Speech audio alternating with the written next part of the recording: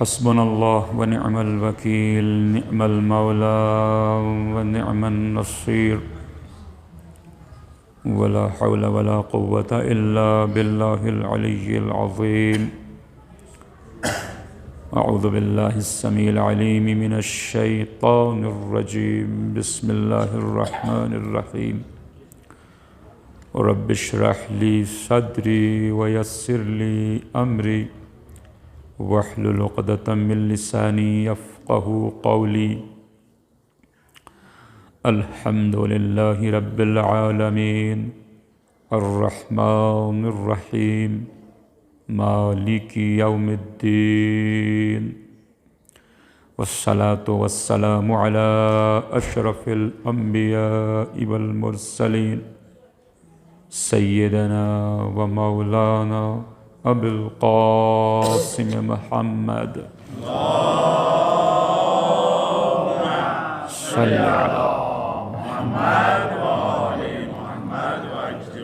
وعلى أهل بيته الطيبين الطاهرين المعصومين المنتخبين المنتجبين المظلومين الأكرمين الذين أذهب الله عنهم الرجس وطهرهم تطهيرا.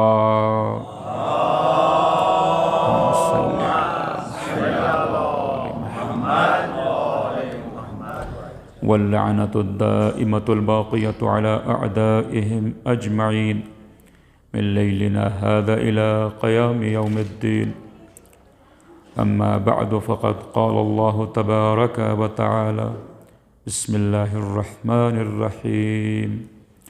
قل إن كنتم تحبون الله فاتبعوني يحببكم الله ويغفر لكم ذنوبكم والله غفور رحيم. صلوات. اللهم صل على محمد وآل محمد. برادران عزیز اور بزرگواران گرامی قدر، پروردگار نے اپنی محبت کی بنیاد پر اپنے رسول کی اطاعت کا مطالبہ کیا ہے. ہم جائزہ لے رہے تھے کہ اللہ کی محبت ہمارے دلوں میں کیسے قائم ہو. تو اس ذیل میں ہم نے عرض کیا کہ اس کے لیے ہمیں اللہ کو پہچاننا ہوگا، اور اسے پہچاننے کے لیے اس کی بنائی ہوئی کائنات کا، اس کی نشانیوں کا، اس کی تخلیقات کا مطالعہ کرنا ہوگا، انہیں بغور دیکھنا ہوگا.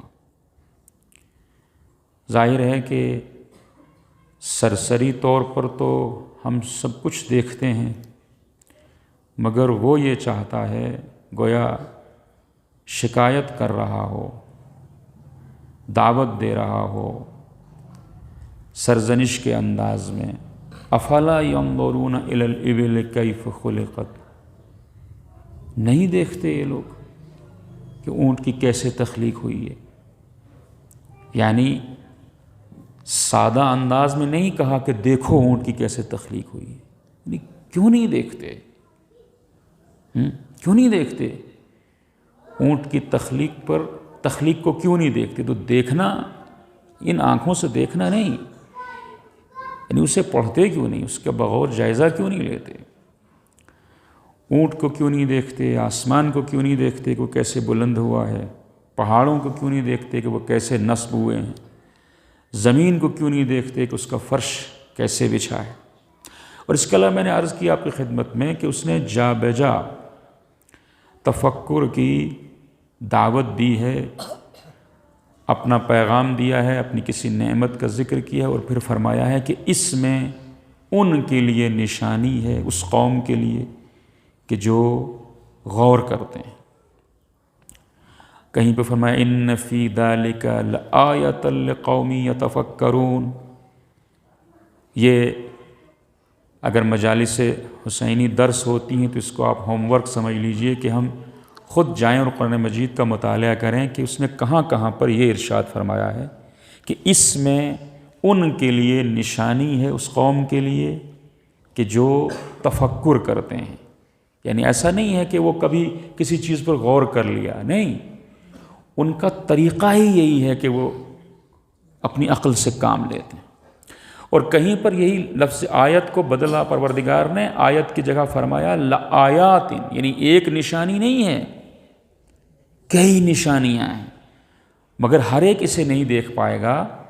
ان نشانیوں کو وہ سمجھے گا کہ جو اپنی اس طاقت کا استعمال کرے گا، اس قوت کا کہ جو اللہ نے بطور خاص انسان کو دی ہے، یعنی سوچنے سمجھنے کی صلاحیت.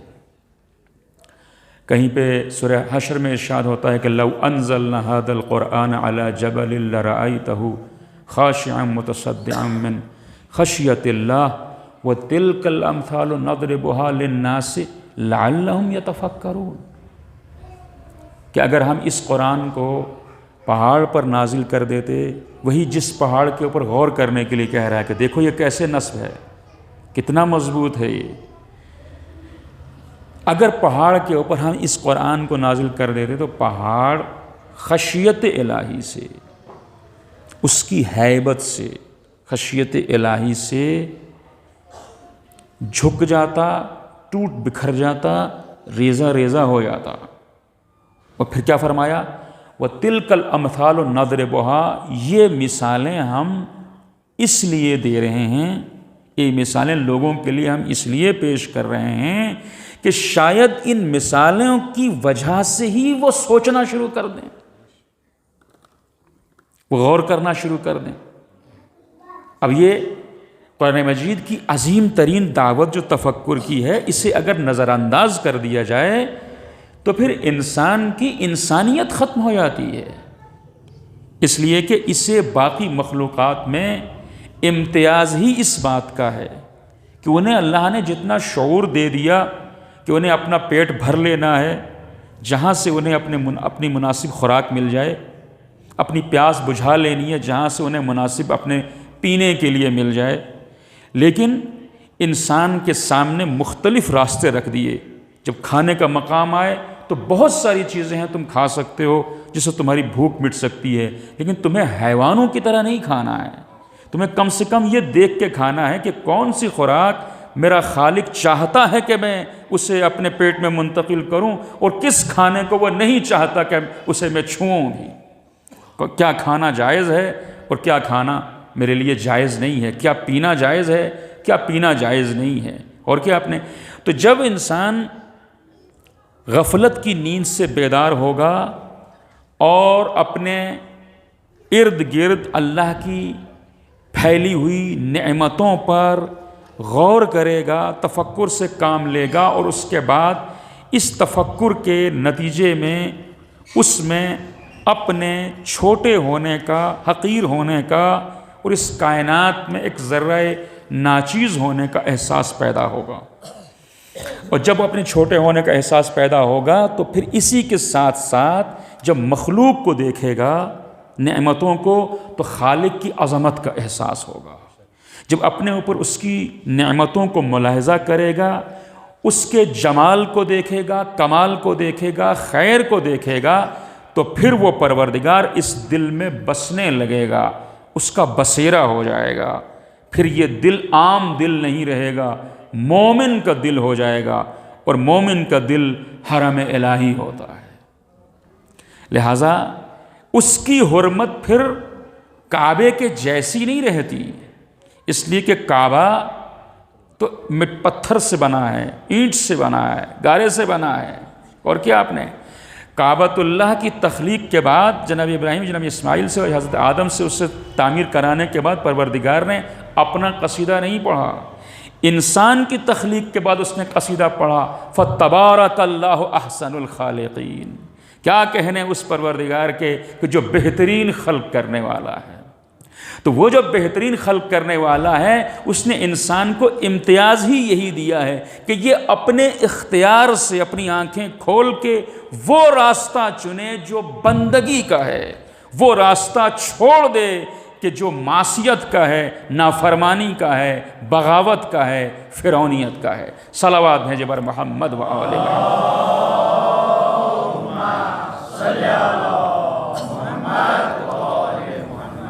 لہذا اس کی کمالات کو دیکھ کر کے انسان کے اندر جب اس کی محبت پیدا ہوگی تو یہ محبت خود متقاضی ہے اس بات کی کہ یہ انسان بندہ اس کا شکر بھی کرے اس کی عطاؤں پر اور اس کا ذکر بھی کرے، چونکہ جسے ہم چاہتے ہیں خواہ خواہ اسے یاد کرتے ہیں۔ کبھی یاد دل تک محدود رہتی ہے، وہ کبھی یاد زبان تک آ جاتی ہے، لیکن خالق کو کیسے یاد کرنا ہے تو اس نے خود طریقہ بتایا کہ واقعی میں صلاۃ لذکری، جب مجھے پہچان چکے ہو تو اس کے بعد میری یاد کے لیے نماز قائم کرو۔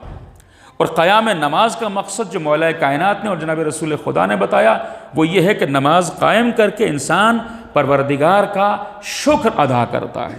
لہٰذا یہ سجدے کر کے، یہ رکوع کر کے، یہ جماعت قائم کر کے ہمیں کیا ملے گا یہ بعد کا مسئلہ ہے۔ اس نے پہلے ہی اتنا کچھ دے دیا ہے کہ انسان اگر آنکھیں کھول لے تو امام چہارم امام سجاد علیہ السلام فرماتے ہیں کہ خالی یہ بندہ دیکھ لے کہ اس سے دن اور رات اللہ کی کون کون سی نعمتیں اپنے حصار میں لیے ہوئے ہیں تو پھر یہ سجدے سے سر نہ اٹھائے۔ صلی علی محمد وآل محمد۔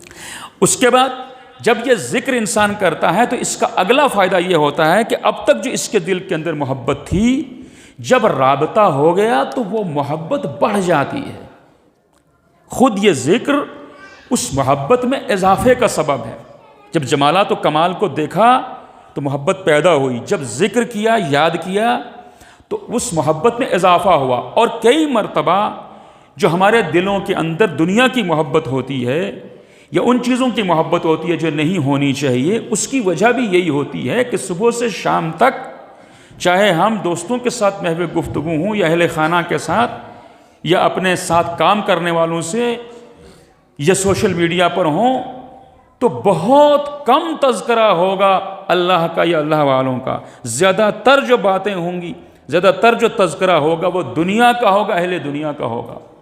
فلاں اتنا کماتا ہے، فلاں کے پاس ایسا ہے، فلاں یہاں پہنچ گیا، یہ کام کیسے کرنا ہے، یہ فلاں کام کیسے ہونا ہے۔ نتیجہ کیا ہے؟ جتنا زیادہ یاد دنیا میں انسان مصروف رہتا ہے اتنا یہ دنیا دل سے نہیں نکل پاتی۔ لہذا پروردگار نے اس مسئلے کو اس طرح سے حل کر دیا ہے کہ تمہیں میری یاد میں رہنا ہے، دنیا کی یاد میں نہیں، نعمتوں کی یاد میں نہیں، نعمتوں کے خالق کی یاد میں رہنا ہے، نعمتوں کو پیدا کرنے والے اور نعمتوں کو دینے والے کی یاد میں رہنا ہے۔ اور پھر ظاہر ہے کہ اس کی یاد کے ساتھ انسان یا اس کی اطاعت کے بعد جو اجر وہ دینا چاہتا ہے وہ اس کے مد نظر ہوگا کہ جب میں اس کی اطاعت کروں گا تو مجھے یہاں سے جانے کے بعد جو میرا اصل گھر ہے، جہاں سے میں اس کے پاس سے آیا ہوں، جو میں نے کل عرض کیا تھا، اور وہیں مجھے پلٹ کے جانا ہے، جو مجھے وہاں پلٹ کے جانا ہے، تو دو صورتیں ہونی چاہیے، یا تو مجھے وہ اپنی جنت میں جگہ دے دے یا کم سے کم مجھے اپنے عذاب سے، جہنم سے محفوظ رکھے۔ توجہ کیجیے گا، اگر یہ نیت بھی ہو اس کی بندگی کی، اس کی نماز کی، کہ اس کے بعد انسان جنت میں چلا جائے، اللہ کی نعمتوں سے بہرور ہو جائے یا اس کے عذاب سے بچ جائے، یہ نیت بھی بری نہیں ہے، یہ نیت بھی خدائی ہے، یہ بھی یاد خدا ہے۔ کئی مرتبہ یہ خود رہبر معظم فرماتے ہیں، کئی مرتبہ کچھ لوگ ہوتے ہیں کہتے ہیں کہ نہیں میں تو نماز جنت کے لیے نہیں پڑھتا، میں تو نماز جہنم کے لیے نہیں پڑھتا۔ یہ رہبر معظم فرماتے ہیں، کہتے ہیں تم جانتے ہی کیا ہو، تم جنت کیا چیز ہے تو کہتے ہو کہ میں جنت کے لیے نہیں پڑھتا؟ جنت کو جانتے ہو کیا ہے؟ اگر پتہ چلے گا جنت کیا ہے تو پھر کون ہوگا جو کہے گا کہ مجھے یہ نہیں چاہیے؟ اور اگر نہیں چاہیے تو جنت کے مقابلے میں کیا ہے؟ اب کچھ لوگ ہیں جو بہرحال وہ جہنم میں رہ کے بھی عذاب سے محفوظ رہیں گے، وہ تفصیلی گفتگو اس میں ہم نہیں جانا چاہتے، اور کچھ لوگ کہ نہیں ہم جہنم کے خوف سے نہیں۔ بھائی جہنم کو جانتے ہی کہاں ہیں ہم کہ اس کے خوف سے نہیں پڑھ رہے ہیں، جہنم میں جانے کے ڈر سے نہیں پڑھ رہے ہیں، اس کی اطاعت نہیں کر رہے ہیں۔ نہیں، اگر یہ بھی ہو، یہ بھی نماز ہے، یہ بھی عبادت ہے، یہ بھی تذکرہ پروردگار ہے، یہ بھی اس کی یاد ہے، توجہ، یہ بھی اس کی یاد ہے۔ مولا کائنات نجم اللہ میں کیا فرماتے ہیں؟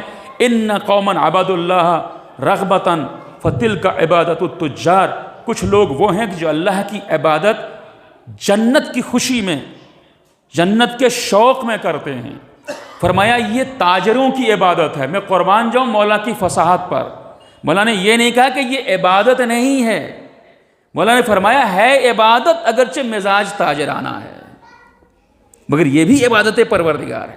وَإِنَّ قَوْمًا عَبَدُوا اللَّهَ رَهْبَةً فَتِلْكَ عِبَادَةُ الْعَبِيدِ، ایک گروہ وہ ہے کہ جس نے اللہ کی عبادت جہنم کے خوف سے کی، خوف جہنم سے کی۔ مولا نے فرمایا فَتِلْكَ عِبَادَةُ الْعَبِيدِ، یہ غلاموں کی عبادت ہے۔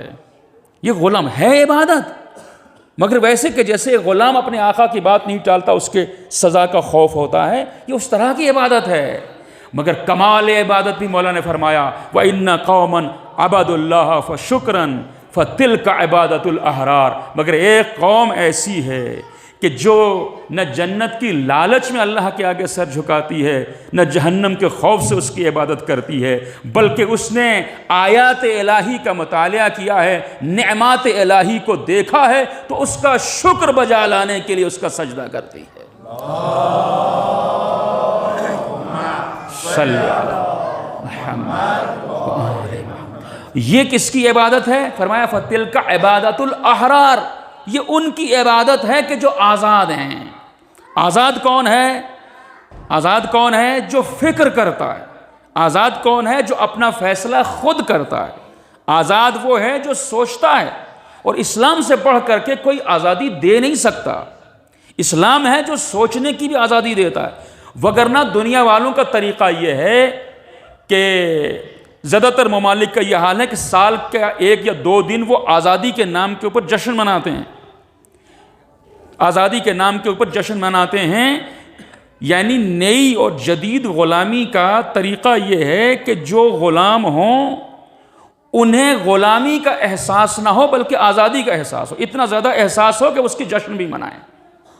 اب ظاہر ہے کہ میرے پاس وقت نہیں ہے، میں اس کی زیادہ تشریح نہیں کر سکتا، چونکہ بدترین غلامی سروں کی غلامی نہیں ہوتی کہ سروں پر کوئی حاکم ہو، بدترین غلامی سوچ کی غلامی ہوتی ہے، فکر کی غلامی ہوتی ہے کہ جو استعمار نے خاکہ بنا دیا ہے اس سے باہر کوئی سوچنے کی بھی جرات نہ کرے۔ اس سے بڑھ کے غلامی کیا ہوگی؟ اس سے بڑی غلامی کیا ہوگی؟ اور اس کے بعد اس غلامی کو آزادی کا رنگ دے دینا، اس غلامی کے اوپر آزادی کا لبادہ اڑھا دینا، اور جن کے اوپر، جن کی فکروں کے اوپر قبضہ ہو انہیں احساس بھی نہ ہو، تو یہ آپ اندازہ لگا سکتے ہیں کہ کتنی شدید نوعیت کی قید ہے، کتنی شدید نوعیت کی غلامی ہے۔ بہرحال اسلام نہیں چاہتا کہ کوئی مجبور ہو کر کے اللہ کی عبادت کرے، کسی لالچ میں اللہ کی عبادت کرے، نہیں، اس لیے وہ غور کرنے کی دعوت۔ تم خود سوچو، تمہیں اگر لگتا ہے، احساس ہوتا ہے، اس کی محبت آ جاتی ہے، محبت تو زبردستی پیدا نہیں ہو سکتی نا، شکر انسان زبردستی نہیں کر سکتا۔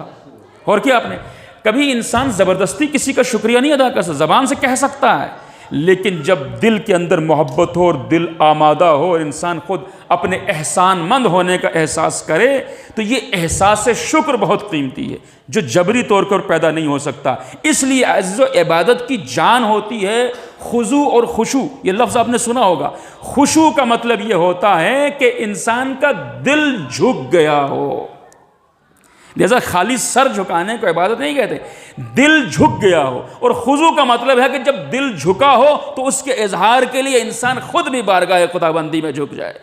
جب دل اور سر کا جھکنا ایک ہو جاتا ہے تو اسے خضوع و خشوع کہا جاتا ہے۔ صلوات بر محمد و آل محمد۔ لہذا عزیزو، جب انسان یہاں تک آیا تو اب کبھی بھی اپنی بندگی کے اوپر وہ ناز نہیں کر سکتا، کبھی بھی کسی دوسرے اللہ کے بندے کو ہی نہیں بلکہ اللہ کی مخلوق کو خود سے چھوٹا نہیں سمجھ سکتا، اجازت نہیں ہے اس کی۔ اللہ چاہتا ہے کہ اس کا بندہ اس کا ہر رنگ اختیار کر لے۔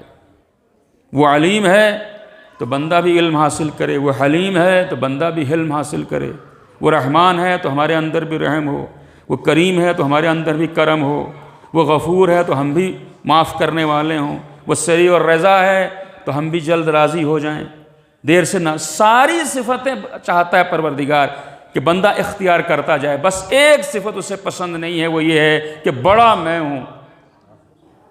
لہذا کسی کو تکبر کی اجازت نہیں ہے، کبریائی صرف مجھ سے مختص ہے، کسی اور کو کسی بھی بنیاد کے اوپر بڑے ہونے کی اجازت نہیں ہے، خود کو بڑا سمجھنے کی، کسی سے اچھا سمجھنے کی اجازت نہیں ہے۔ جب تکبر اگر کیا تو پھر پروردگار متکبر کے ساتھ اس طریقے سے پیش آتا ہے کہ اسے جو آخرت کی سزا ہے وہ تو ہے ہی، خود یہاں دنیا کے اندر بھی اسے ذلیل کر دیتا ہے، اسے پسند نہیں ہے، تکبر اسے پسند ہے۔ اچھا، تو یہاں تک اگر انسان آ گیا، اب ایسا نہ ہو کہ وہ کچھ اپنے کاموں کی بنیاد کے اوپر یا اپنی خدمات کی بنیاد کے اوپر یا اپنے عبادات کی بنیاد کے اوپر یہ کہے کہ دوسرا مجھ سے پست ہے، دوسرا مجھ سے چھوٹا ہے، یا اپنی تعریف انسان شروع کر دے کہ میں نے یہ کیا، میں نے یہ کیا، میں نے اتنی خدمت کی، میں نے ایسے کیا، میں نے ویسے کیا۔ اس کی اجازت نہیں ہے۔ کیوں؟ اس لیے کہ انسان عمل چاہے جتنا کرتا جائے، بندگی کی کوئی حد نہیں ہے، اور عمل اس عمل کی قیمت ہوگی کہ جو پروردگار کی بارگاہ میں قبول ہو جائے گا۔ پوری توجہ، یعنی جب بندے نے محبت سے اور خلوص سے اور خضوع سے اور خشوع سے اور اس کا شکر بجا لانے کے لیے اس کی بندگی کی، ابھی بھی کام ختم نہیں ہوا، اس لیے کہ بندگی کرنا، عبادت کرنا، کوئی اچھا کام کرنا تو اس بندے کا کام ہے، قبول کرنا ابھی بھی اللہ کے ہاتھ میں ہے۔ لہذا عمل کر لینا ہی کافی نہیں ہے، بلکہ اس کی قبولیت کا انتظام کرنا ضروری ہے، اور قبولیت کے لیے اس نے اعلان کیا ہوا ہے، اس نے خود بتایا ہے کہ انما یتقبل اللہ من المتقین، وہ ہر ایک کے عمل کو قبول نہیں کرتا، اسی کے عمل کو قبول کرتا ہے جس کے اندر تقویٰ ہو۔ یعنی اگر عمل کے بعد تکبر پیدا ہو گیا تو پھر تقویٰ کہاں رہا؟ یا عمل کے بعد یہ جذبہ پیدا ہوا کہ میری تعریف و انسان نے خود بیان کرنا شروع کیا یا دوسرے دیکھیں اور ہماری تعریف کریں، تو پھر خلوص کہاں رہا؟ پھر نہ وہ غیر خالص عمل کو قبول کرتا ہے، نہ غیر متقی کے عمل کو قبول کرتا ہے۔ جب ان دونوں چیزوں کو برقرار رکھنا ہے تو پھر یہ بندہ کبھی کوشش کرتا ہی نہیں کہ یہ عمل کرے تو اس کی تعریف ہو، یہ کوئی عبادت کرے تو اس کو سراہا جائے، یہ اپنی ذمہ داری ادا کرے اور اس کی واہ واہ ہو، یہ نہیں چاہتا۔ اگر یہ قبولیت چاہتا ہے، واہ واہ چاہتا ہے، تعریف چاہتا ہے، تو صرف اس کی کہ جس کے لیے اس نے عمل کیا ہے۔ اللہ اکبر۔ وگرنہ اگر توفیق خدمت کسی کو مل جائے تو یہ مقام تکبر نہیں، یہ بھی مقام تشکر ہے۔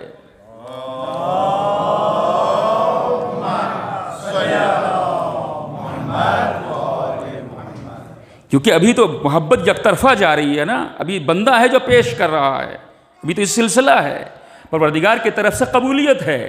وہ اگر اپنا کام کرانا چاہے، توجہ، وہ اگر اپنا کام کرانا چاہے، جس کام کا اس نے ارادہ کیا کہ یہ ہونا چاہیے، فرض کر لیجئے کہ اسے اپنے ایک نبی کی پرورش کرانا ہے، حضرت موسیٰ کی، تو وہ کسی سے بھی کرا سکتا ہے۔ حضرت موسیٰ کی پرورش وہ کسی سے بھی کرا سکتا ہے، لیکن حضرت موسیٰ کی پرورش خود فرعون سے کرا لیتا ہے۔ اس کا مطلب یہ ہوا کہ اگر کوئی وہ اپنا کام میرے ہاتھوں سے کرا رہا ہے تو یہ تکبر کا مقام نہیں ہے، یہ بھی اسی کی توفیق ہے، یہ بھی اسی کی عطا ہے۔ وگرنہ وہ چاہتا تو کسی کے ہاتھوں سے بھی وہ کام ہو سکتا تھا، وہ چاہتا تو کوئی بھی اس خدمت کو کر سکتا تھا۔ لہٰذا اگر بندے کے ذریعے سے کوئی اپنا کام کرا لے تب بھی اکڑ کی کوئی گنجائش نہیں ہے، تب بھی ریا اور دکھاوے کی کوئی گنجائش نہیں ہے۔ اور جتنا انسان اپنے پروردگار سے ہی اجر کا طالب رہے، اسی کی خوشنودی کا طالب رہے، تو ایسا نہیں ہے کہ پھر بندوں میں اس کا نام نہیں ہوگا۔ توجہ، ایسا نہیں ہے کہ پھر وہ پروردگار اپنے اس بندے کو بھلا دے گا، اسے فراموش کر دے گا، نہیں۔ ہمیں اس کوشش میں نہیں رہنا چاہیے کہ ہمارا نام ہو، ہمارے کام کی تعریف ہو، ہرگز نہیں۔ جب کمال اخلاص سے ہم بارگاہ خداوندی میں پیش کر دوں، میں اپنے کسی کام کو، کسی عبادت کو، کسی بندگی کو، کسی فرض کو ادا کر دوں، تو اب قبولیت کے لیے بھی تو کوشاں رہنا چاہیے نا۔ تو قبولیت تبھی ہوگی جب تقویٰ ہوگا۔ لہٰذا اگر میں نے اپنی زبان سے تعریف کی اور ریا میں مبتلا ہو گیا، دکھاوے میں مبتلا ہو گیا، تو تقویٰ چلا گیا، تقویٰ چلا گیا تو عمل باطل ہو گیا۔ اب جب عمل باطل ہو گیا تو یہاں والے جتنی بھی تعریف کر دیں کوئی حاصل نہیں ہے۔ یہاں والے جتنا بھی بڑا کہہ دیں، جتنا بھی اچھا کہہ دیں، اس کا کوئی فائدہ نہیں ہے، اس لیے کہ یہ زبان سے تعریف کر سکتے ہیں مگر کسی عمل کی اجرت نہیں دے سکتے، کسی بھی عمل کا بدلہ نہیں دے سکتے۔ لہذا یہ ہے، یہاں نہ اس کو تکبر پسند ہے، نہ ہی اس کی بندگی میں اسے کوئی ملاوٹ پسند ہے کہ بندہ کہے کہ اللہ بھی خوش ہو جائے، کچھ ایک بندے بھی خوش ہو جائیں، نہیں، وہ کہتا انا خیر الشریک، مجھ سے اچھا پارٹنر تو تمہیں مل ہی نہیں سکتا، کہ مجھے 1% میں بھی اپنے عمل میں اگر پارٹنر بنا لو گے، یعنی 1% کسی اور کا، 99% کام اللہ کے لیے، 1% کسی بندے کی خوشنودی کے لیے، 1% لوگوں کے لیے، تو کہتا انا خیر الشریک، میں 1% والے کو بھی 99% دے دیتا ہوں۔ اور پھر قیامت میں جب یہ بندہ آئے گا تو اس کے اعمال باطل ہوں گے اور حکم ہوگا کہ جس کے لیے کیا تھا اسی سے اجر بھی لے لے۔ صلوات بر محمد و آل محمد۔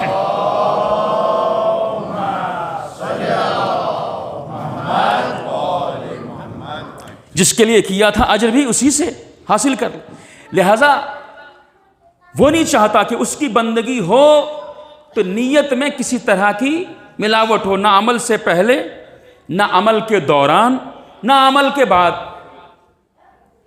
اور اسی لیے ہر روایت میں ملتا ہے کہ نیت المؤمن خیر من عملہ، مومن کی نیت اس کے عمل سے بہتر ہے، کیونکہ نیت دل میں ہوتی ہے، خالص ہوتی ہے، بس اللہ جانتا ہے، اور وہ اتنا رحمان ہے کہ صرف ارادہ کر لو کام کا تو وہ بدلہ لکھ لیتا ہے، وہ اجر دے دیتا ہے۔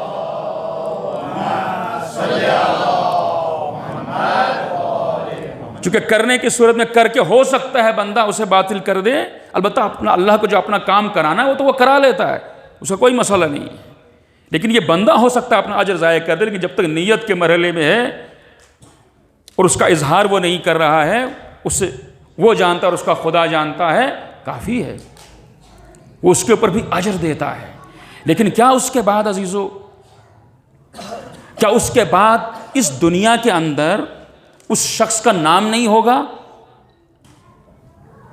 کیا اس کے بعد اس شخص کا نام نہیں ہوگا؟ ہم دور کیوں جاتے ہیں؟ شہید قاسم سلیمانی کا ایک فقرہ ملتا ہے، جنہوں نے اپنے قلم سے لکھا کہ باید بے ان بلوغ بے نسیم، کہ نہ باید دیدے بے شبیم، چون ان کسی کے باید بے بینت می بینت، یعنی ہمیں اتنا بڑا ہو جانا چاہیے، ہماری سوچ کو، فکر کو اتنا بلند ہو جانا چاہیے، ہمیں اتنا بالغ ہو جانا چاہیے، ہمیں بچپن سے نکل کے اتنا بڑا ہو جانا چاہیے کہ ہم نہ صرف کہ یہ نہ چاہیں کہ ہمارا نام ہو، بلکہ یہ چاہیں کہ ہم جو اللہ کے لیے کر رہے ہیں اس کی کسی کو خبر کیوں ہو، معاملہ برعکس ہو جائے، بجائے اس کے کہ میں چاہوں کہ نام ہو اور دوسروں کو پتہ چلے۔ شہید کہتے ہیں کہ نہیں، اتنے بڑے ہم ہو جائیں کہ ہماری یہ کوشش ہو کہ جو کام میں اللہ کے لیے کر رہا ہوں اس کا کسی کو پتہ کیوں چلے، کوئی اس کو کیوں دیکھے، اس لیے کہ جسے مجھے دکھانا ہے وہ تو ہر حال میں دیکھ رہا ہے۔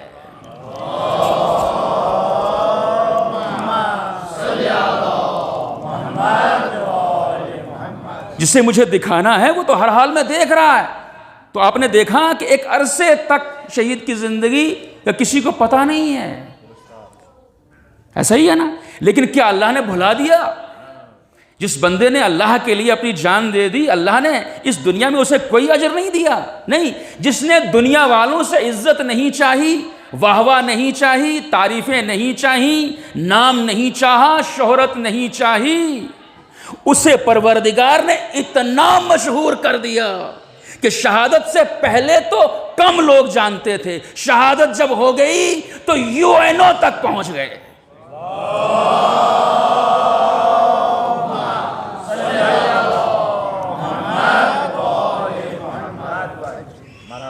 ایسا ہی ہوا نا، اللہ نے عزت نہیں دی، اور یہ اس کا قرآن مجید میں وعدہ ہے، ان الذین آمنوا وعملوا الصالحات سیجعل لهم الرحمن ودا، بے شک کہ وہ لوگ کہ جو ایمان لائے۔ اب اس کے اندر تشریح ہے، ایمان لانا وہ نہیں ہے کہ جو عام طور پر ہم سمجھتے ہیں۔ ایمان کے کچھ مراحل ہیں، کبھی اگر وقت ہوا شاید میں اس سال میں آپ کے سامنے بیان کر چکا ہوں ایمان کے مراحل کو۔ بہرحال جو لوگ ایمان لے آئے، یعنی ایمان کے اندر بھی یہ سارے مراحل ہیں کہ انسان نعمتوں کو دیکھتا ہے، محبت خدا، معرفت خدا، پہچانتا ہے حق کو، اس کے بعد جب حق کے سامنے جھکتا ہے اور قبول کر لیتا ہے تو اسے ایمان کہتے ہیں۔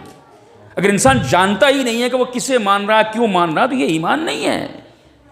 ایمان لانے کے لیے اقرار کے لیے بھی جاننا ضروری ہے اور انکار کے لیے بھی جاننا ضروری ہے۔ اس لیے ہر اپنے کو مسلم کہنے والا ضروری نہیں کہ مومن ہو، اور ہر خود کو غیر مسلم کہنے والا ضروری نہیں کہ کافر ہو۔ کافر کے لیے بھی ضروری ہے وہ حق کو جانتا ہو اور پھر انکار کر دے۔ جو حق کو جانتا ہی نہیں وہ کافر کی فہرست میں نہیں آتا۔ جانتا ہو اور پھر اپنے ذاتی مقاصد کے لیے حق کا انکار کر دے تو وہ کافر ہوتا ہے، اور جانتا ہو حق کو اور پھر حق کو دل و جان سے قبول کر کے سر تسلیم خم کر دے تو اسے ایمان کہتے ہیں۔ صلوات بھیجے بر محمد والے۔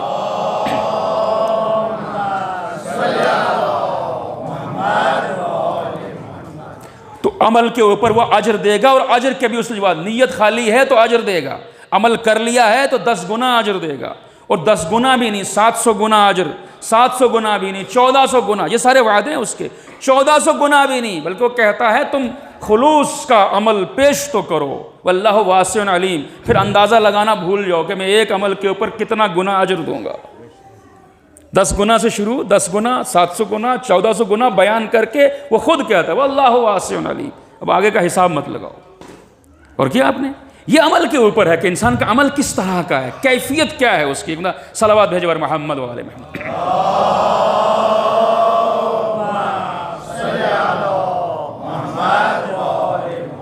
تو جو ایمان لائے، جو میں نے مراحل عرض کی، ایمان لائے اور ایمان لانے کے بعد انہوں نے اعمال صالحہ کیے۔ اعمال صالحہ بھی عزیزو اچھے کاموں کو نہیں کہتے، نیکیوں کو اعمال صالحہ نہیں کہتے۔ اعمال صالحہ کے کچھ شرائط ہیں، اعمال صالحہ کے کچھ شرائط ہیں، اور میں بالکل مختصر آپ کے سامنے اگر وضاحت کرنا چاہوں چونکہ بہرحال وقت محدود ہے۔ اعمال صالحہ یعنی کس وقت، کس جگہ، کن لوگوں کے درمیان، کن حالات میں کون سا کام ضروری نہیں، سب سے زیادہ ضروری ہے، اور اس کام کو یہ بندہ صرف اور صرف اللہ کی رضا کے لیے اپنی پوری طاقتوں کا استعمال کر کے انجام دے دے تو وہ عمل صالح ہوتا ہے۔ ہر نیکی عمل صالح نہیں ہوتی۔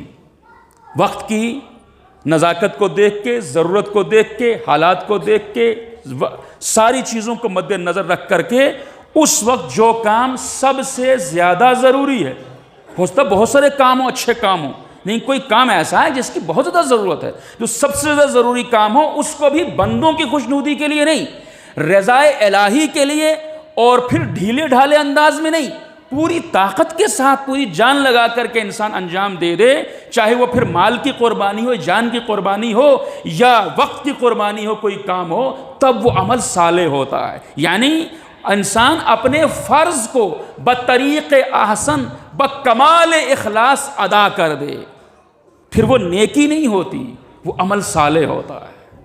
اور کیا آپ نے تو یعنی اس کے لیے بھی فرض شناسی ضروری ہے۔ اور کیا پہلے ایمان، صاحبان ایمان، ایمان کے بعد جنہوں نے عمل صالح کیا، نیکیاں نہیں، عمل صالح کیا، تو ان کا جو وہاں کا اجر ہے 10 گنا اجر، 700 گنا اجر، 1400 گنا اجر، اور واسع علیم، معلوم نہیں کتنا اجر، مگر اس دنیا میں بھی پروردگار ایک اجر دیتا ہے۔ توجہ، وہ اجر کیا ہے؟ سَيَجْعَلُ لَهُمُ الرَّحْمَنُ وُدًّا، وہ تھوڑا انتظار تو کر لیں، پروردگار ان کی محبت لوگوں کے دلوں میں ڈال دے گا۔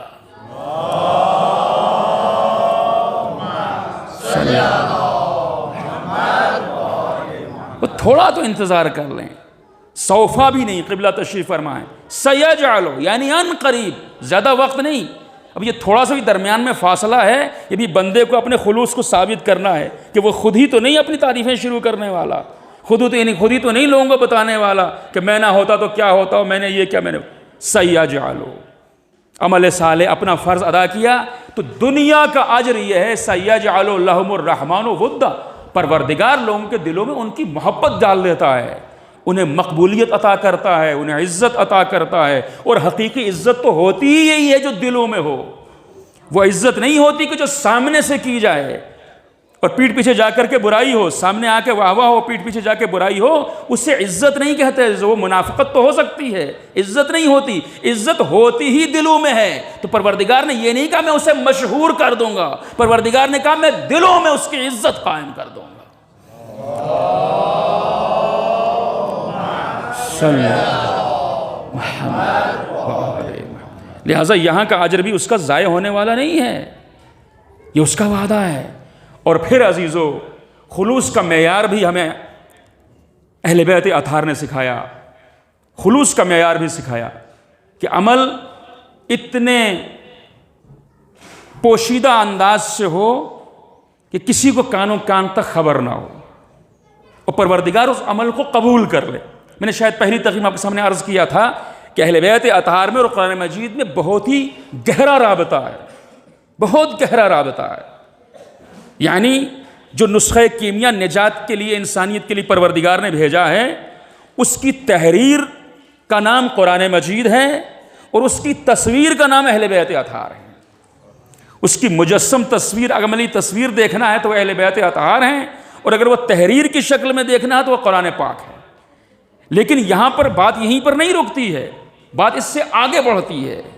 ایسا نہیں ہے کہ جو قرآن میں آیا اس پر اہل بیت اطہار عمل کرتے چلے گئے، اور ان جو صفات پروردگار چاہتا ہے، جو اعمال پروردگار چاہتا ہے، وہ خصوصیات پروردگار چاہتا ہے، اس کی عملی تصویر اہل بیت نے پیش کر دی ہو۔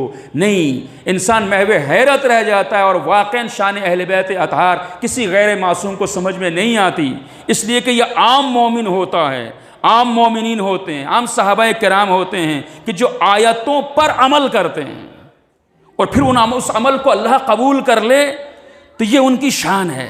آیتوں پر جو عمل کرتے ہیں وہ عام مومنین ہوتے ہیں، صحابہ کرام ہوتے ہیں، لیکن جن کے عمل پر آیتیں اترتی ہیں وہ اہل بیت اطہار ہیں۔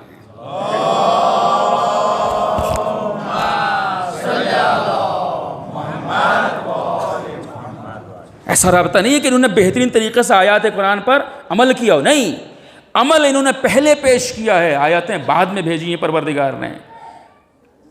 انہوں نے خیرات پہلے کی ہے، ان کے در سے عطا پہلے ہوئی ہے، سورہ دہر بعد میں نازل ہوا ہے، اور یہ بالکل مغرب کے بعد کا واقعہ ہے، اندھیرے کا وقت ہے،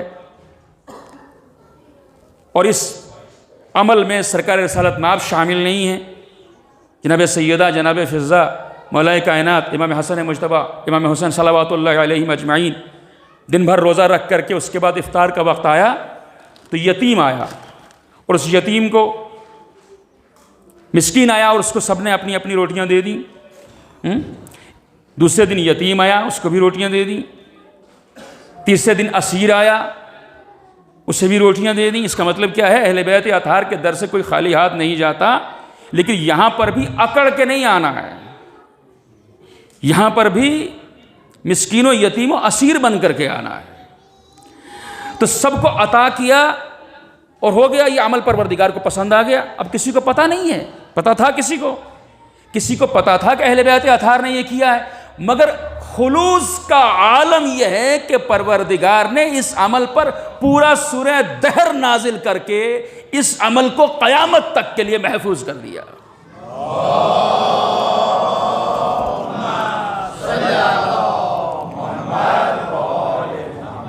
قیامت تک کے لیے محفوظ کر دیا۔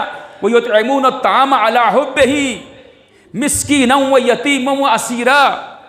میرے عزیزو، جو گفتگو میں آپ کے سامنے پہلے دن سے پیش کر رہا ہوں، اس کی چاشنی محسوس کیجئے اس آیت کے اندر کہ یہ ہستیاں وہ ہیں کہ جو کھانا کھلاتی ہیں۔ وَيُطْعِمُونَ الطَّعَامَ، کھانا کھلاتی ہیں، کس کے لیے؟ جنہیں کھلاتی ہیں ان سے واہ واہ لینے کے لیے، ان پر احسان جتلانے کے لیے، ان کی تعریف کے لیے، ان میں مقبول ہونے کے لیے نہیں۔ وَيُطْعِمُونَ الطَّعَامَ عَلَىٰ حُبِّهِ، کھانا کھلاتی ہیں یہ ہستیاں مسکین و یتیم و اسیر کو، لیکن اللہ کی محبت میں۔ اب آپ کو یاد آیا قرآن نے کیا کہا تھا کہ رسول کی اطاعت کرنا ہے، یعنی دین کے اوپر چلنا ہے تو مجبور ہو کر کے نہیں کہ یہ مسئلہ، یہ قانون، یہ حکم نہیں، محبت الہی میں اس کی اطاعت کرنا ہے اور کمال اخلاص سے اس کی اطاعت کرنا ہے۔ تو جب اس کی محبت میں یتیم و مسکین و اسیر کو کھانا کھلایا تو پروردگار جو اجر دے گا وہ تو دے گا، لیکن یہاں کسی کو معلوم نہیں ہے۔ سورہ دہر نازل کر کے اس دنیا میں بھی ان کے عمل کا چرچا کر دیا۔ لہذا پیغام قیامت تک آنے والوں کے لیے کہ کوئی نیک کام کرتے ہو تو چرچا کرنے کی ضرورت نہیں ہے، اللہ کے لیے کام کرو، چرچا اس پر چھوڑ دو۔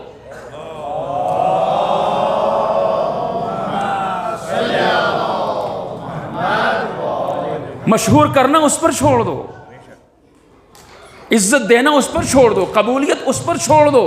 اور پھر اس نے اسی سورہ کے اندر معیار اخلاص بھی بتایا کہ یہ اللہ کی محبت میں ان کو کھانا کھلا دیتے ہیں۔ پوری توجہ چاہتا ہوں، ان کی محبت میں جب یہ یتیم و مسکین و یتیم و اسیر کو کھانا کھلا دیتے ہیں تو کیا کہتے ہیں ان سے؟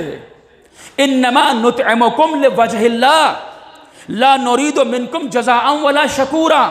ہم جو تمہیں کھلا رہے ہیں اس میں ہمارا مقصد صرف اللہ کی رضا حاصل کرنا ہے۔ انما یعنی صرف اور صرف، انما کے معنی ہوتے ہیں صرف اور صرف، انما نطعمکم لوجہ اللہ، ہم تمہیں کھلا تمہیں رہے ہیں مگر تمہاری رضا نہیں چاہیے، کھلا تمہیں رہے ہیں لیکن رضا اللہ کی چاہیے، ہم صرف اللہ کی رضا کے لیے تمہیں کھلا رہے ہیں۔ اور اس کی دلیل کیا ہے؟ خلوص کی دلیل کیا ہے؟ لا نرید منکم جزاء ولا شکورا، دلیل یہ ہے کہ ہمیں اپنے اس عمل پر تم سے کوئی جزا نہیں چاہیے۔ اچھا جزا نہیں چاہیے، بدلہ نہیں چاہیے، تو شکریہ تو چاہیے، احسان مندی تو چاہیے، واہ تو چاہیے۔ نہیں، اگر واہ چاہیے، احسان مندی چاہیے، شکریہ چاہیے تو بھی خلوص مخدوش ہو گیا۔ اہل بیت نے سکھایا خلوص کیا ہوتا ہے، بدلہ بھی نہیں چاہیے اور تم سے شکریہ بھی نہیں چاہیے۔ اور کیا آپ نے اب پروردگار نے جو بدلے کا اعلان کیا کہ تمہارے اس عمل پر میں تمہیں کیا دوں گا، وہ ایک طویل فہرست ہے، سورہ مبارک کے تحر پڑھیے گا۔ لیکن انسان حیران رہ جاتا ہے کہ جب انہوں نے اتنے اخلاص کے ساتھ کہ ہمیں بدلہ بھی نہیں چاہیے، ہمیں شکریہ بھی نہیں چاہیے، بارگاہ خداوندی میں سوکھی روٹیاں پیش کر دی۔ پوری توجہ چاہتا ہوں، اس کا مطلب کیا ہوا کہ اللہ کے یہاں معیار یہ نہیں ہے کہ تم کتنا پیش کرتے ہو، اللہ کے یہاں معیار یہ ہے کس نیت سے پیش کرتے ہو، کس کیفیت سے پیش کرتے ہو۔ اور پھر کیا فرمایا کہ وَكَانَ سَعْيُكُمْ مَشْكُورًا۔ اب یہاں پر آ کر کے واقعاً عقل حیران رہ جاتی ہے، اور ہم اہل بیت اطہار کی فضیلت نہ سمجھ سکتے ہیں نہ کسی کو سمجھا سکتے ہیں۔ اس لیے کہ میں عرض کرتا آیا ہوں کہ ہم جب اس کی آیتوں کو پڑھیں گے، اس کی معرفت ہوگی، اس کی محبت دل میں آئے گی، اس کی نعمتوں کو دیکھیں گے، اس کا شکریہ ادا کرنا چاہیں گے، پھر بھی اس کا شکریہ ادا کرنے کا ہم حق نہیں ادا کر سکتے۔ لہذا مستقل طور پر ہمیں استغفار کرنا ہے، شاید یہ گفتگو بھی آپ کے سامنے آئے گی، استغفار کرتے رہنا ہے۔ تو یہ پوری انسانیت کا کمال ہوگا کہ وہ اللہ کا شکریہ ادا کرنے کے قابل ہو جائے۔ پہچانیے یہ ہستیاں کون ہیں کہ جو اللہ کا کتنا شکر ادا کر رہی ہیں، کس خلوص سے مسکین و یتیم و اسیر کو کھلا رہی ہیں کہ پروردگار خود فرما رہا ہے وَكَانَ سَعْيُكُمْ مَشْكُورًا۔ جب تمہیں بندوں سے جزا بھی نہیں چاہیے، شکریہ بھی نہیں چاہیے، تو میں رب ہو کر کے تمہارا شکر ادا کرتا ہوں، تمہاری سعی مشکور ہے۔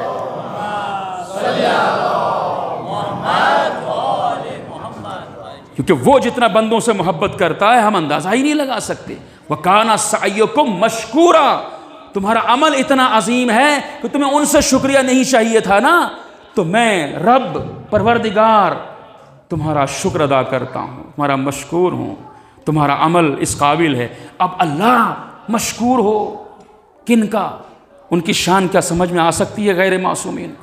نہیں سمجھ میں آتی، نہیں سمجھ سکتے۔ ایک معصوم کی شان اور ایک معصوم کی عظمت صرف معصوم ہی سمجھ سکتا ہے۔ عزیز صلوات بر محمد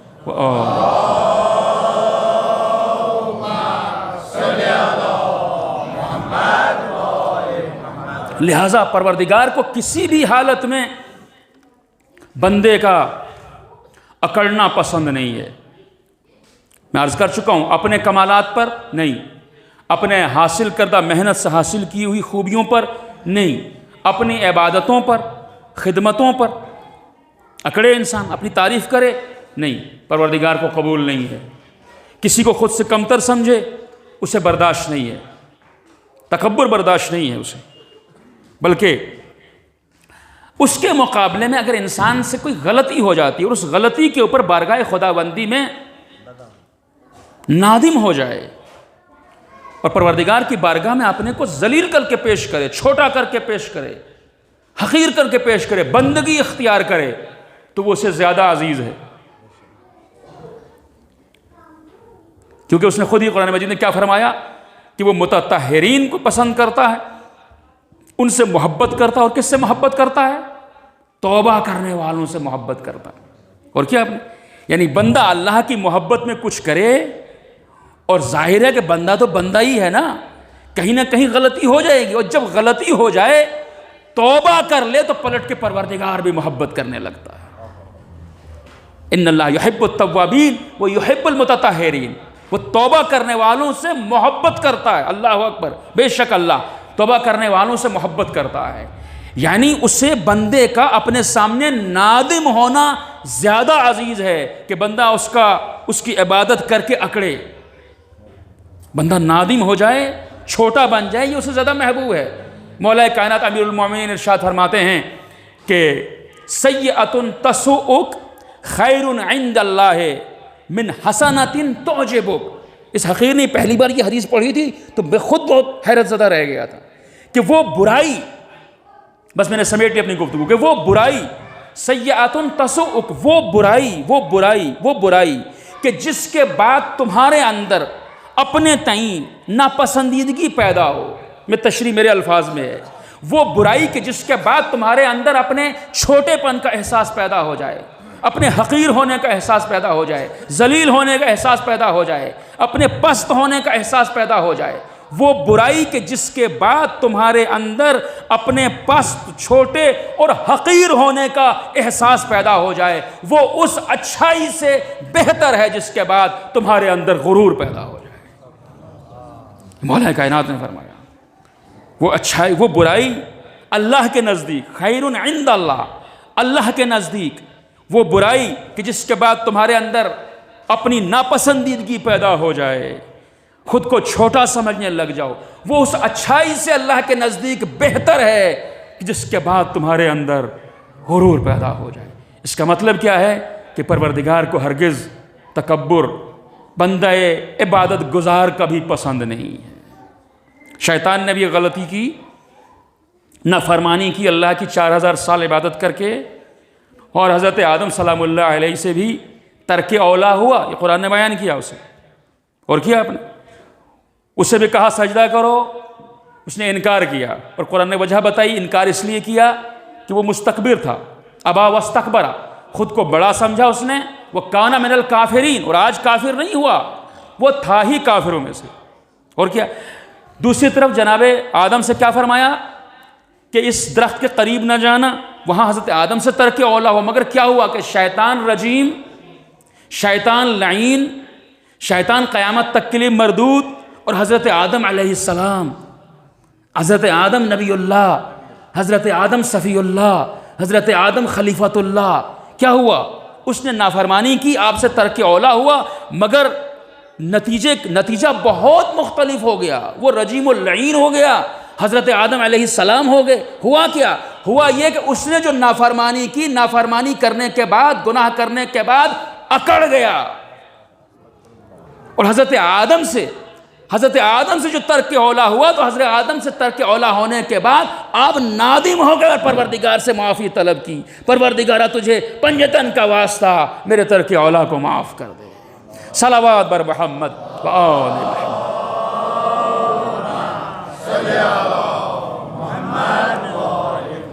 لہذا عزیزو، میری گفتگو کا خلاصہ یہ ہے کہ انسان جو مومن ہے وہ کبھی اپنے کو بڑا نہیں سمجھتا، ہمیشہ اپنے کو بندہ سمجھتا ہے، دوسرے کو اپنے سے کمتر نہیں سمجھتا. لہذا اگر کوئی شخص اکڑتا ہے تو اس کے اندر شیطنت ہے، اور کوئی جھکتا ہے تو اس کے اندر آدمیت ہے. صلوات بر محمد و آل محمد.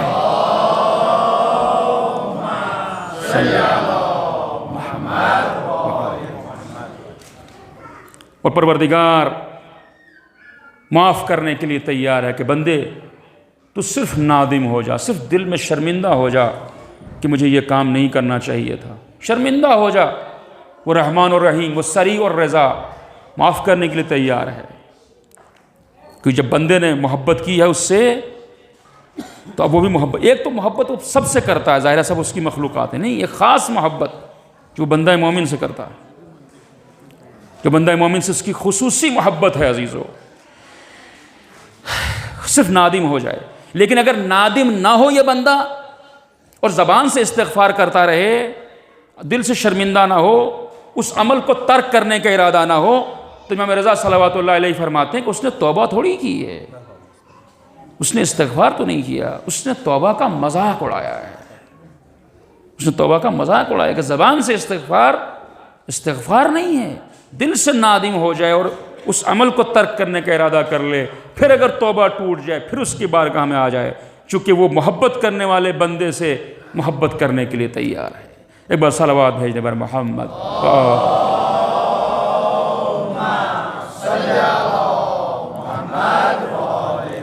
لہذا عزیزو، جو کمال اخلاص کے ساتھ بارگاہ خداوندی میں اپنی کوئی قربانی پیش کرتا ہے، وہ اس کے بعد بھی یہی دعا کر رہا ہوتا ہے کہ اللہم تقبل منا ھذا القربان۔ یہی درس ہے کربلا والوں کا، یہی سکھایا ہے کربلا والوں نے، یہی سکھایا ہے سید الشہداء نے کہ وہ بارگاہ کتنی عظیم ہے، وہ بارگاہ کتنی عظیم ہے کہ جس کے لیے امام حسین صلوات اللہ علیہ خود اپنی قربانی پیش کر دیں، اپنے اعزاء کی قربانی پیش کریں، اپنے بھائی کی قربانی پیش کریں، اپنے دل کے ٹکڑوں کو قربان کر دیں۔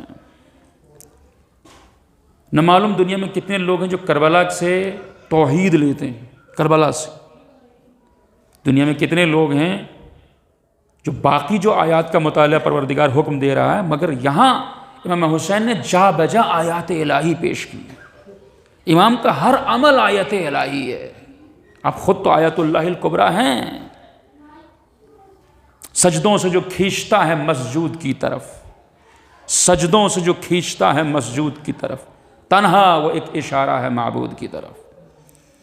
لوگ آپ کے سجدے کو دیکھ کر کے اللہ کی معرفت حاصل کرتے ہیں، آپ کی قربانیوں کو دیکھ کر کے اسے پہچانتے ہیں، آخر کوئی تو ہے نا وہ رب، وہ اللہ، وہ خدا، وہ خالق، کہ جس کے لیے اپنے اختیار سے کوئی بندہ میدان کربلا میں کھڑا ہو کر کے اتنے صبر کا مظاہرہ کرے، اتنے استقامت کا مظاہرہ کرے کہ خود دشمن اس بات کا اقرار کرتا ہوا نظر آئے کہ ہم نے ایسی ثابت قدمی، ہم نے ایسی وجاہت، ہم نے ایسا اطمینان قلب کبھی نہیں دیکھا۔ وہ بھی کسی ایسے شخص کے چہرے پر وہ اطمینان نظر آئے کہ جو صبح سے عصر تک لاشوں پہ لاشیں اٹھا رہا ہو، قربانیوں پر قربانیاں پیش کر رہا ہو، یہاں تک کہ وہ وقت آئے کہ جب اصحاب اور اعزاء اپنی قربانیاں پیش کر چکے ہوں اور آپ کی صدائے حل من ناصر بلند ہو، لیکن یہی وہ وقت ہو کہ جب آپ کے ششماہ علی اصغر کا گریہ بلند ہو جائے، اور علی اصغر کا رونا بیویوں کو رلا دے، علی اصغر کا رونا خیموں میں کوہرام بپا کر دے، اور امام اپنے لال کو اپنے ہاتھوں پر لے لیں، اس حجت خدا کو اپنے ہاتھوں پر لے لیں، اور عزیزو لشکر اعداء سے مخاطب ہو کے کہیں کہ اگر تمہاری نظر میں خطاوار ہوں تو اس بے گناہ اس 6 مہینے کے بچے کی کوئی غلطی نہیں ہے، اس کی کوئی خطا نہیں ہے۔ اگر تم یہ سمجھتے ہو کہ اس کے بہانے سے میں پانی پی لوں گا تو میں اسے دہکتی ریت پر لٹا دوں گا، تم آؤ اپنے ہاتھوں سے اسے پانی پلا دو، خدا آپ کو کسی غم میں نہ رلائے، اجرکم علی اللہ، خدا آپ کو کسی غم میں نہ رلائے۔ عزادارو، اس مقام کے اوپر ذاکرین بیان کرتے ہیں کہ جو بچے 4 5 یا 6 مہینے کے ہوتے ہیں نا، انہیں باقاعدہ پانی نہیں پلایا جاتا۔ ان بچوں کا پانی اور خوراک دونوں ہی ماں کا دودھ ہوتا ہے، لیکن اگر کسی بچے کو زیادہ پیاس لگ جائے اور اس کو پانی پلانے کی ضرورت بھی ہو تو پھر ماں اپنی انگلی پانی کے اندر ڈبو دیتی ہے اور وہ قطرہ اس کے منہ میں گرا دیتی ہے۔